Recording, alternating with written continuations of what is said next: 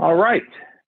Well, good morning, everybody, and welcome to day 2 of our virtual policy forum. I'm Jeremy Grant. I'll be your MC once again for what should be another fantastic discussion about identity, authentication, and the road ahead.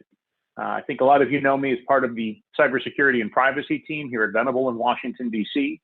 In that role, I also serve as coordinator of the Better Identity Coalition and also as an advisor to the FIDO Alliance. I'm thrilled that both of these groups have partnered once again with the Identity Theft Resource Center to pull together this event. We had a great day yesterday. FinCEN Deputy Director Michael Mosier kicked off the event with a keynote outlining some of the security challenges the financial services sector has seen because of inadequate identity and authentication solutions. Among other things, he noted that compromised authentication alone is leading to more than $400 million a month being lost in the U.S. financial system because of account takeovers. Congressman Bill Foster gave us a great lunchtime keynote about his plans in Congress to work on digital identity legislation once again in 2021. We had a great panel also that looked at different facets of Congressman Foster's bill and the broader issue of where government can help. A lot of it focusing on the fact that government, at the end of the day, is the one authoritative issuer of identity in this country and how that creates a logical role for government in the digital sphere. Our last panel focused in on identity in the individual, looking at perspectives on equity and inclusion, and diving into how a lot of our legacy identity systems today fail to work for all Americans. And finally, we closed with a spotlight session led by Eric Jorgensen, who's Arizona's director of the Department of Transportation, looking at the state's new mobile driver's license program.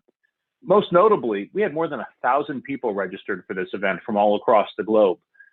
And talking to some attendees after the event, I learned some of them found certain aspects of our content more interesting than others, particularly what I think was by far our youngest viewer, Jane McKenzie, who somebody in her household sent me a video showing that she found the music that we were airing at our breaks between sessions to be particularly inspiring. Dustin, our producer, I think is going to share that.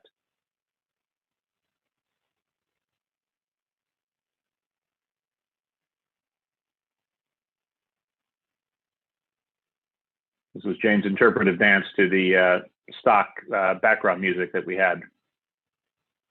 Anyways, an inspiring way to start off today. I'm excited for day 2.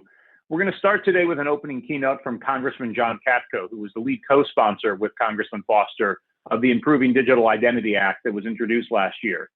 We heard from Congressman Foster yesterday, and I'm thrilled that we can now get a Republican perspective on this topic this morning. Note that Congressman Katko was recently elevated to be the ranking member of the House Homeland Security Committee, where he's focusing on a variety of issues around identity, authentication, and cybersecurity. We're then going to follow that with a panel discussing what the new Biden administration should look to do on this topic, featuring a mix of leaders from government and industry. Just before lunch, we'll have a second panel that's going to tell what I think is one of the most underappreciated good news stories of the year, looking at how FIDO authentication helped secure the 2020 election. I wanted to flag we were hoping to have the Biden campaign CISO, Chris DeRusha, on the panel. Some of you may have noted he was recently named the federal government CISO, and now that he's in this new role, he wasn't able to join us today. But we do have a great mix of other folks, including some from campaign world, who will be able to talk to make it a great panel. We'll then build in a 20-minute break so you can grab lunch or do whatever you need to do to deal with Zoom fatigue. We'll then have a keynote from Andrew Shikyar, the Executive Director at FIDO Alliance. Pace of FIDO adoption and standards progress has really accelerated this last year. He'll dive into aspects of what's been accomplished and what to expect in the year ahead. And then our last panel today will focus on the intersection of identity and financial services. Lydia Biud, who's a great Bloomberg reporter who's been focusing on this topic, will moderate an all-star panel of leaders from industry and government on the topic.